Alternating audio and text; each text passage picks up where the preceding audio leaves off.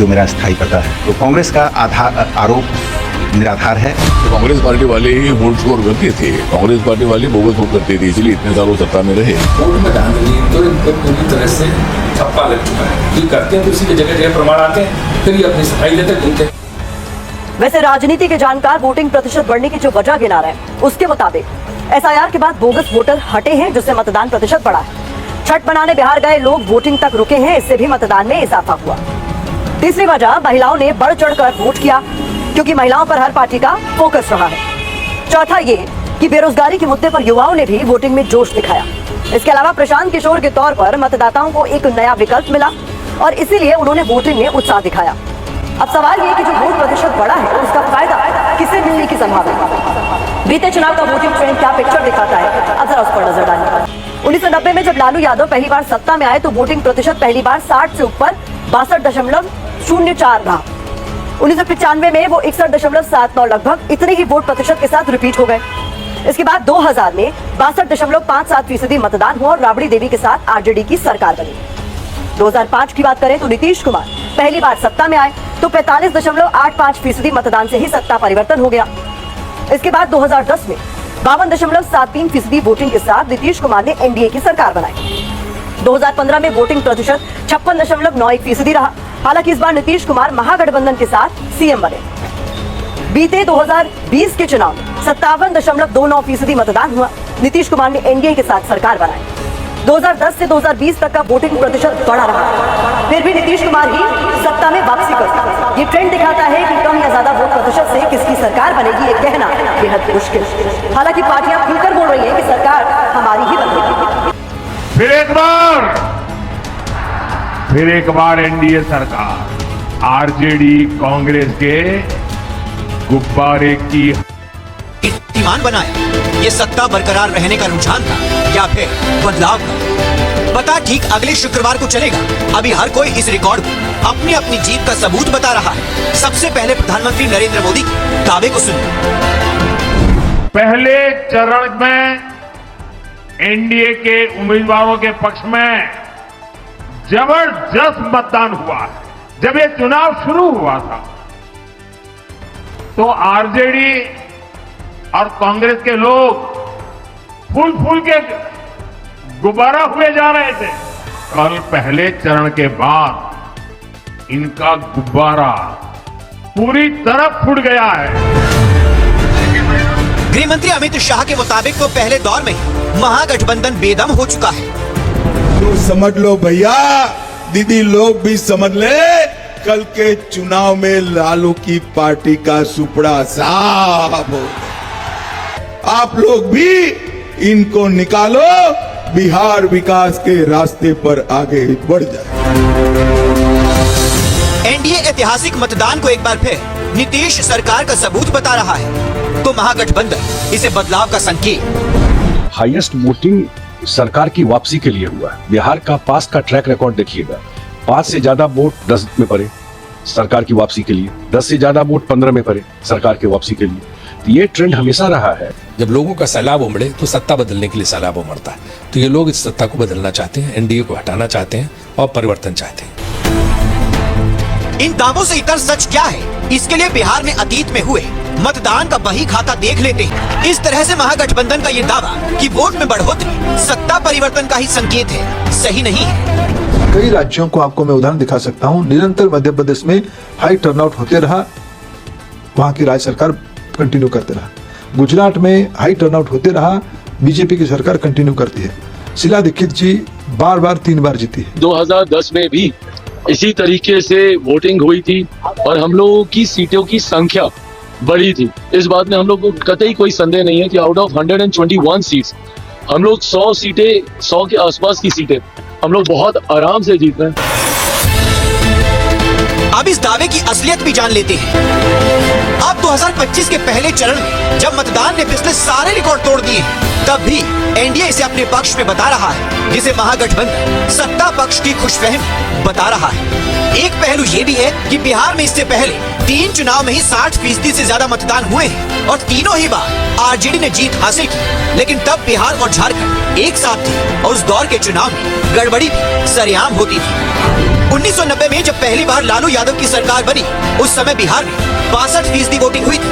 1995 में जब दूसरी बार लालू यादव की सरकार बनी, तब बिहार में 61.8% मतदान हुआ था। साल 2000 में जब राबड़ी सरकार फिर से सत्ता में आई, तब भी मतदान प्रतिशत 62.6% रहा था। एनडीए और महागठबंधन बम्पर मतदान को अपनी अपनी जीत का इशारा करार दे रही है, लेकिन जन स्वराज के प्रशांत किशोर इसे बिहार की सत्ता की पारंपरिक दावेदारों के खिलाफ बता रहे हैं। हम लोग पिछले कई महीनों से, बल्कि मैं 1-2 साल से कह रहा हूं कि बिहार में 60% से ज्यादा जनता बदलाव चाहती है। अब जन स्वराज के आने से उनको एक नया विकल्प मिला है और इस चुनाव का एक्स फैक्टर प्रवासी मजदूर हैं। जन स्वराज बिल्कुल कॉन्फिडेंट है कि 14 तारीख को आप देखेंगे इतिहास लिखा जाएगा। वाकई में इस ऐतिहासिक मतदान का इशारा क्या है, अब इसे बिहार चुनाव के जानकार से ही समझ लीजिए। तो महिला वोटरों की तादाद बहुत ज्यादा इस बार हुई है। महिलाएं खुलकर सामने आई है वोट डालने के लिए। लोग दिल्ली से, बॉम्बे से जो जॉब करने वाली लड़कियां वो पटना वोट डालने आई। छठ में जो लोग आए हैं वो सब मतदान करके जा रहे हैं। यही वजह है कि मतदान का प्रतिशत बढ़ा है। जो नीतीश कुमार ने महिलाओं के लिए काम किया है, जो 10-10 हजार रुपए उनके खाते में गए हैं, उससे महिलाओं में एक जागरूकता आई है और महिलाएं नीतीश कुमार को वोट कर रही है। तो जो परसेंटेज बढ़ा है वह संकेत दे रहा है कि नीतीश कुमार की फिर से वापसी की संभावना है। अभी दूसरे दौर का सियासी इम्तिहान बाकी है। फिलहाल दावों का शोर है, लेकिन 2025 में मोदी नीतीश का ही जोर है या फिर रुझान बदलाव की ओर है। नतीजे की उल्टी गिनती शुरू है। आरजेडी और कांग्रेस बीजेपी नेताओं पर दो जगह वोट डालने के जो आरोप लगा रहे हैं, उन आरोपों के सबूत के तौर पर ये तस्वीरें शेयर की जा रही है। इन तस्वीरों के बहाने चुनाव आयोग को भी कटघरे में खड़ा किया जा रहा है। इन तस्वीरों में बीजेपी से राज्यसभा सांसद रहे राकेश सिन्हा का भी मतदान वाला फोटो है। विपक्ष का आरोप है कि राकेश सिन्हा दो जगह से वोटर है। राकेश सिन्हा ने दिल्ली के विधानसभा चुनाव में मतदान किया, इसके बाद बिहार में भी उन्होंने वोट डाला। राकेश सिन्हा ने फरवरी में दिल्ली में द्वारका में चुनाव में वोट लेकर फिर अपोज किया। आज बेगूसराय में फिर उंगली दिखाई, अपोज किया वोट लेकर। दिल्ली विधानसभा चुनाव के बाद मैंने वहाँ की मतदाता सूची से नाम हटाकर बिहार की मतदाता सूची में कर लिया, जो मेरा स्थायी पता है। तो कांग्रेस का आरोप निराधार है। तो कांग्रेस पार्टी वाले ही वोट चोर करते थे, कांग्रेस पार्टी वाले बोगस वोट करते थे, इसलिए इतने सालों सत्ता में रहे। वोट में धांधली तो इनको पूरी तरह से ठप्पा लग चुका है। ये करते तो उसी की जगह प्रमाण आते हैं, फिर ये अपनी सफाई देकर घूमते हैं। वैसे राजनीति के जानकार वोटिंग प्रतिशत बढ़ने की जो वजह गिना रहे हैं, उसके मुताबिक एसआईआर के बाद बोगस वोटर हटे हैं, जिससे मतदान प्रतिशत बढ़ा है। छठ मनाने बिहार गए लोग वोटिंग तक रुके हैं, इससे भी मतदान में इजाफा हुआ। तीसरी वजह, महिलाओं ने बढ़ चढ़कर वोट किया, क्योंकि महिलाओं पर हर पार्टी का फोकस रहा है। चौथा ये कि बेरोजगारी के मुद्दे पर युवाओं ने भी वोटिंग में जोश दिखाया। इसके अलावा प्रशांत किशोर के तौर पर मतदाताओं को एक नया विकल्प मिला और इसीलिए उन्होंने वोटिंग में उत्साह दिखाया। अब सवाल ये कि जो वोट प्रतिशत बढ़ा है, उसका फायदा किसे मिलने की संभावना है? बीते चुनाव का वोटिंग ट्रेंड क्या पिक्चर दिखाता है, अब जरा उस पर नजर डालिए। 1990 में जब लालू यादव पहली बार सत्ता में आए तो वोटिंग प्रतिशत पहली बार 60 से ऊपर 62.04 रहा। 1995 में वो 61.79 लगभग इतने ही वोट प्रतिशत के साथ रिपीट हो गए। इसके बाद 2000 में 62.57% मतदान हुआ और राबड़ी देवी के साथ आरजेडी की सरकार बनी। 2005 की बात करें तो नीतीश कुमार पहली बार सत्ता में आए तो 45.85% मतदान से ही सत्ता परिवर्तन हो गया। इसके बाद 2010 में 52.73% वोटिंग के साथ नीतीश कुमार ने एनडीए की सरकार बनाई। 2015 में वोटिंग प्रतिशत 56.91% रहा। हालांकि इस बार नीतीश कुमार महागठबंधन के साथ सीएम बने। बीते 2020 के चुनाव में 57.29% मतदान हुआ। नीतीश कुमार ने एनडीए के साथ सरकार बनाई। 2010 से 2020 तक का वोटिंग प्रतिशत बढ़ रहा है, फिर भी नीतीश कुमार ही सत्ता में वापसी कर रहे हैं। ये ट्रेंड दिखाता है कि कम या ज्यादा वोट प्रतिशत से किसकी सरकार बनेगी, ये कहना बेहद मुश्किल है। हालांकि पार्टियां खुलकर बोल रही हैं कि सरकार हमारी ही बन रही है। फिर एक बार एनडीए सरकार, आरजेडी कांग्रेस के गुब्बारे की हवा निकलनी शुरू हो गई। 2/3 बहुमत से ज्यादा सीटों के साथ जीतने जा रहे हैं और सीट जीतने का हमारा मार्जिन भी बहुत बड़ा होने वाला है। अब की बात बीजेपी बाहर। रिकॉर्ड तोड़ वोटों से एनडीए के उम्मीदवार जीतेंगे और अब की सबसे बड़ी जीत एनडीए को हासिल होगी। बिहार में बदलाव होने जा रहा है। 14 तारीख को नई व्यवस्था बनने जा रही है। 150 से अधिक सीट के साथ आने वाले समय में हम लोग बिहार में सरकार बनाने के लिए जा रहे हैं। अब वक्त इस खबर पर सोशल मीडिया के ओपिनियन का है, तो यूजर्स लिख रहे हैं कि अनेक रुकावटों के बाद लोग सत्ता परिवर्तन का संदेश देने में सफल रहे। यही बिहार और लोकतंत्र की जीत है। बिहार एक तरफा महागठबंधन को तेजस्वी प्रण को अपना रिकॉर्ड तोड़ वोट दे रहा है। बढ़ी हुई वोटिंग का मतलब साफ है कि बिहार में कुछ बड़ा बदलने वाला है। तो ये इस खबर पर सोशल मीडिया का नजरिया। सबसे बड़ा अगर भारत देश के नागरिकों को अधिकार मिला है संविधान से, तो संवैधानिक तौर पे मतदान का अधिकार ही सबसे बड़ा अधिकार है।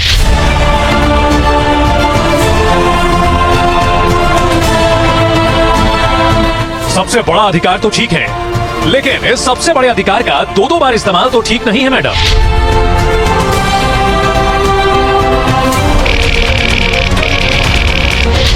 वोट देकर निकली एलजेपी के सांसद मैडम कैमरे पर कंफ्यूज हो गई। पहले राइट हैंड की उंगली दिखाकर फोटो खिंचवाई, फिर लेफ्ट हैंड की उंगली दिखाकर फोटो खिंचवाने लगी। बगल में खड़े उनके पिताजी और जेडीयू के बड़े नेता अशोक चौधरी भी हक्के बक्के रह गए।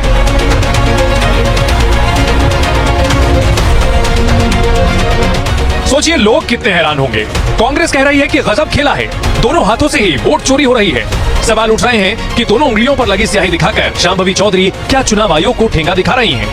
क्या शांभवी चौधरी ने 2 बार वोटिंग की है? इन सवालों के जवाब तो शांभवी ही दे सकती हैं। चलिए मान लेते हैं कि इलेक्शन स्टाफ ने शांभवी की दोनों उंगलियों पर स्याही लगाकर गलती से मिस्टेक कर दी। लेकिन क्या बीजेपी के पूर्व राज्यसभा सांसद और आरएसएस विचारक राकेश सिन्हा ने 10 महीने में 2 बार अलग अलग राज्यों में वोट का अधिकार हासिल कर लिया? क्या इसमें भी चुनाव आयोग की मिस्टेक है? फरवरी में दिल्ली के वोटर और नवंबर में बिहार के वोटर बनने पर राकेश सिन्हा क्या कह रहे हैं, पहले ये सुनिए। यह आरोप निराधार है, गलत है, बेबुनियाद है।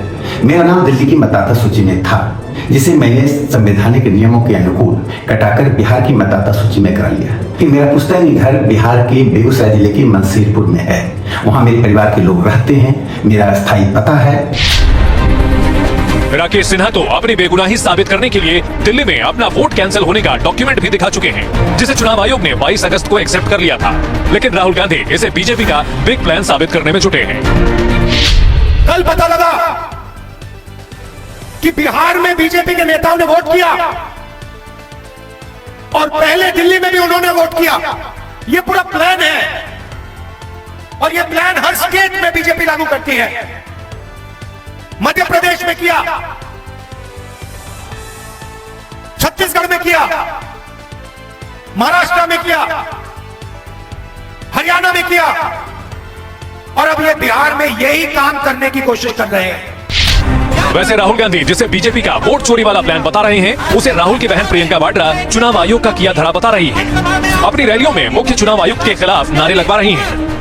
बोलिए जोर से, ज्ञानेश कुमार, एसएस संधू, विवेक जोशी। सुन लीजिए, कभी ज्ञानेश कुमार नाम सुना है? सुना है? नहीं सुना होगा। कभी आपने एसएस संधू का नाम सुना है? नहीं सुना होगा। कभी विवेक जोशी का नाम सुना है? नहीं सुना होगा।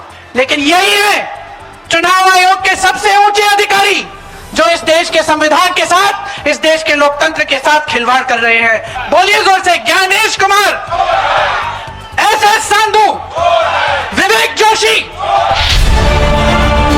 राहुल गांधी और प्रियंका वाड्रा के आरोपों को बीजेपी बकवास बता रही है, बिहार में हार की बौखलाहट बता रही है। लेकिन कांग्रेस के आरोपों का जो जवाब बीजेपी के सहयोगी रामदास अठावले ने दिया है, वो तो माइंड ब्लोइंग है। कह रहे हैं कि अगर बीजेपी वोट चोरी कर रही है तो कांग्रेस भी तो करती थी, इसमें कौन सी बड़ी बात हो गई? कांग्रेस पार्टी वाले ही वोट स्कोर करते थे, कांग्रेस पार्टी वाले बोगस वोट करते थे, इसलिए इतने सालों सत्ता में रहे। राहुल गांधी को हमारा सवाल ये है, अगर वोटों की चोरी होती है तो मतलब वो चोरी आपके लोग करते हैं। जिस सीमांचल में भरभरा कर आती भीड़ को देखकर मोदी गदगद हैं। ये दृश्य अपने आप में चुनाव का नतीजा क्या होगा, ये डंके की चोट पर साफ कर देता है। उसी सीमांचल में तेजस्वी यादव भी फुल कॉन्फिडेंट में चल रहे हैं। नौकरी चाहिए तो क्या करना होगा?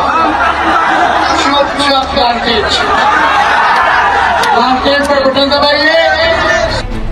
और उसी सीमांचल को जीतने के लिए असदुद्दीन ओवैसी तो मरने तक के लिए तैयार हैं। मारना मैं तैयार हूं सीमांचल के लिए मारने। आज उसी सीमांचल में बीजेपी के चाणक्य ने रोड शो करके बीजेपी की जीत का रोड मैप तैयार कर दिया। हम बहुत अच्छे से 2/3 बहुमत से ज्यादा सीटों के साथ जीतने जा रहे हैं और सीट जीतने का हमारा मार्जिन भी बहुत बड़ा होने वाला है। दूसरे चरण के रण में सीमांचल पर सबकी नजर है, क्योंकि सत्ता का रास्ता सीमांचल से होकर ही गुजरता है। बिहार का सीमांचल इलाका पश्चिम बंगाल से सटा हुआ है, जिसके 4 जिले किशनगंज, अररिया, कटिहार और पूर्णिया आते हैं। इन 4 जिलों में विधानसभा की कुल 24 सीटें हैं, जो सरकार बनाने के लिए अहम हैं। इसलिए एनडीए और महागठबंधन दोनों सीमांचल में पूरा जोर लगा रहे हैं। लेकिन सबसे बड़ी चुनौती तो बीजेपी के लिए है, क्योंकि सीमांचल के चारों जिलों की सियासत जाति और धार्मिक समीकरणों पर चलती है। सीमांचल के किशनगंज में 67% मुस्लिम, कटिहार में 42%, अररिया में 41% और पूर्णिया में 37% मुस्लिम आबादी है। बीजेपी खुद कहती है कि मुस्लिम उसे वोट नहीं करते, लेकिन मोदी जानते हैं कि उन्हें सीमांचल में वोट कैसे हासिल करने हैं। यहाँ एक खतरनाक साजिश चल रही है। ये साजिश घुसपैठ की है। अररिया हो, किशनगंज हो, पूर्णिया हो या कटिहार, हर जगह ये कोशिश हुई कि यहां की आबादी का संतुलन बदल दिया जाए। कुछ वोट पाने के लिए आरजेडी और कांग्रेस बिहार को खतरे में डाल रहे हैं, आपके बच्चों के भविष्य को खतरे में डाल रहे हैं। पिछले चुनाव में सीमांचल की 8 सीटें जीतकर बीजेपी सबसे बड़ी पार्टी बनी थी, लेकिन इस बार बीजेपी का टारगेट बड़ा है। इसलिए बीजेपी ने बहुत पहले ही सीमांचल जीतने का प्लान एक्टिव कर दिया था। सूत्रों के मुताबिक बीजेपी ने बिहार में जिन 12,000 कमजोर बूथों की पहचान की थी, उनमें ज्यादातर सीमांचल के बूथ थे। इन बूथों पर मुस्लिम आबादी का प्रतिशत 60 से 70% तक है। बीजेपी इन इलाकों में संगठित और गुपचुप तरीके से वोटर्स से संवाद कर रही है। बीजेपी के माइनॉरिटी मोर्चे के कार्यकर्ता डोर टू डोर मतदाताओं को जोड़ने में लगे हैं, जिसे पुश करने के लिए प्रधानमंत्री मोदी ने सितंबर में पूर्णिया एयरपोर्ट के टर्मिनल भवन का उद्घाटन करने के साथ साथ करीब 40,000 करोड़ रुपए की विकास योजना का शिलान्यास उद्घाटन कर चुके हैं। चुनाव जीते हैं, लास्ट टाइम भी हम लीड में थे और इस बार और अच्छे से। जहां तक सीमांचल का सवाल है, यहाँ पर घुसपैठिया बहुत बड़ा मुद्दा है। बिहार की जनता तय करेगी। पहले चरण में सुपड़ा साफ हुआ है और सीमांचल में और सुपड़ा साफ होगा। हम 2/3 से ज्यादा बहुमत से जीतेंगे, 160 से ज्यादा। बीजेपी तो सीमांचल में जीतने के लिए जी तोड़ मेहनत कर रही है, लेकिन उसे ओवैसी से भी उम्मीद होगी, क्योंकि पिछले चुनाव में सीमांचल की 24 में से 12 सीटें एनडीए ने जीती थी। महागठबंधन को सिर्फ 7 सीटें मिली थी। ओवैसी की पार्टी एआईएमआईएम ने 5 सीटें जीतकर सीमांचल में जबरदस्त एंट्री मारी थी। ओवैसी ने जो 5 सीटें जीती थी, उस पर आरजेडी और कांग्रेस की हार हुई थी। और इस बार के चुनाव में भी ऐसा होता दिखाई दे रहा है, क्योंकि ओवैसी इस बार भी पूरे जोर शोर से तेजस्वी के खिलाफ मुसलमानों को भड़काने में जुटे हुए हैं। तेजस्वी ने कहा कि ओवैसी चरमपंथी है, दहशतगर्द है। हम तेजस्वी को बोलेंगे, बाबू एक्सट्रीमिस्ट को तुम जरा अंग्रेजी में लिख के बता दो। हमको एक्सट्रीमिस्ट बोलता है, नहीं सुनिए, हमको एक्सट्रीमिस्ट क्यों बोलता है? इसलिए बोलता है कि मेरे चेहरे पे दाढ़ी है, सर पे टोपी है, मैं नमाजी हूँ। अब अगले चरण की वोटिंग में तय होगा कि ओवैसी किसका खेल बिगाड़ेंगे, क्योंकि इस बार तो जनसुराज पार्टी ने भी सीमांचल में ताल ठोक दी है। अब देखना दिलचस्प होगा कि ये दोनों पार्टियां किसकी बी टीम साबित हो।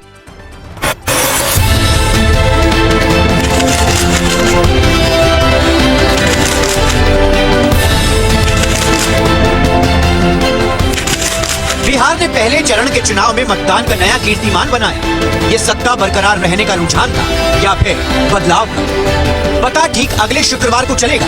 अभी हर कोई इस रिकॉर्ड को अपनी अपनी जीत का सबूत बता रहा है। सबसे पहले प्रधानमंत्री नरेंद्र मोदी के दावे को सुनिए।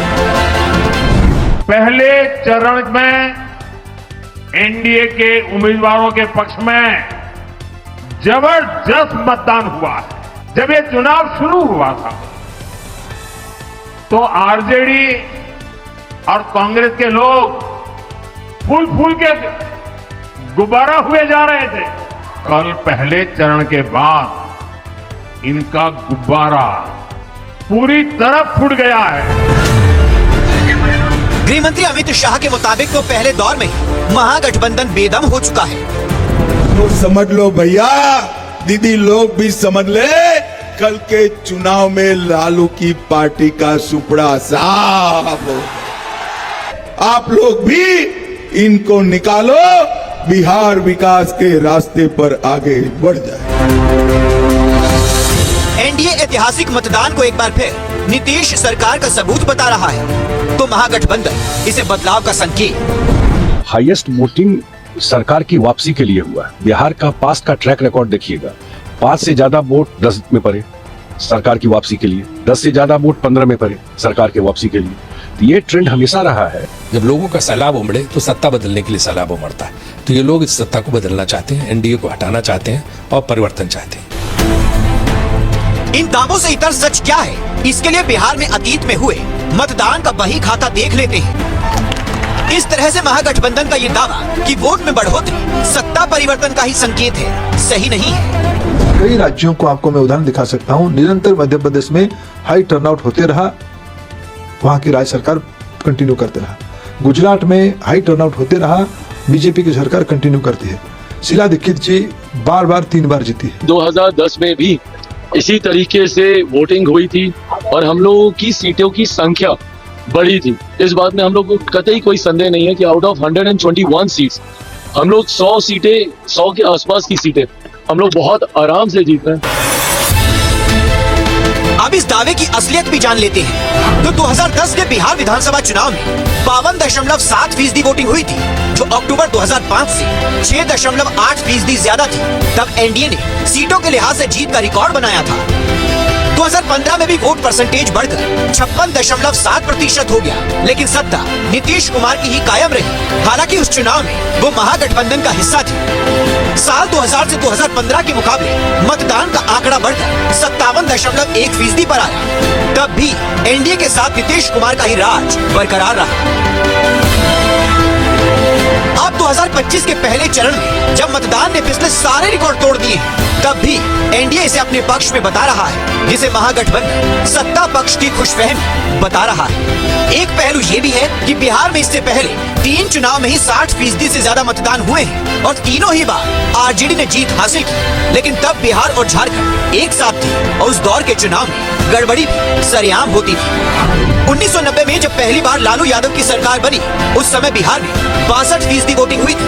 1995 में जब दूसरी बार लालू यादव की सरकार बनी, तब बिहार में 61.8% मतदान हुआ था। साल 2000 में जब राबड़ी सरकार फिर से सत्ता में आई, तब भी मतदान प्रतिशत 62.6% रहा था।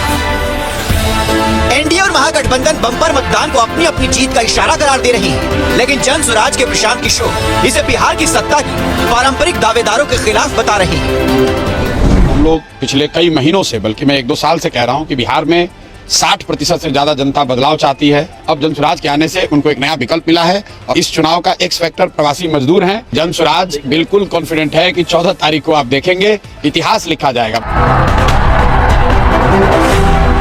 वाकई में इस ऐतिहासिक मतदान का इशारा क्या है, अब इसे बिहार चुनाव के जानकार से ही समझ लीजिए। तो महिला वोटरों की तादाद बहुत ज्यादा इस बार हुई है। महिलाएं खुलकर सामने आई है वोट डालने के लिए। लोग दिल्ली से, बॉम्बे से जो जॉब करने वाली लड़कियां, वो पटना वोट डालने आई।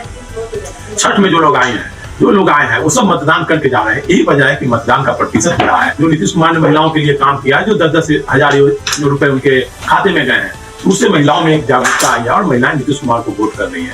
जो परसेंटेज बढ़ा है वह संकेत दे रहा है कि नीतीश कुमार की फिर से वापसी की संभावना है।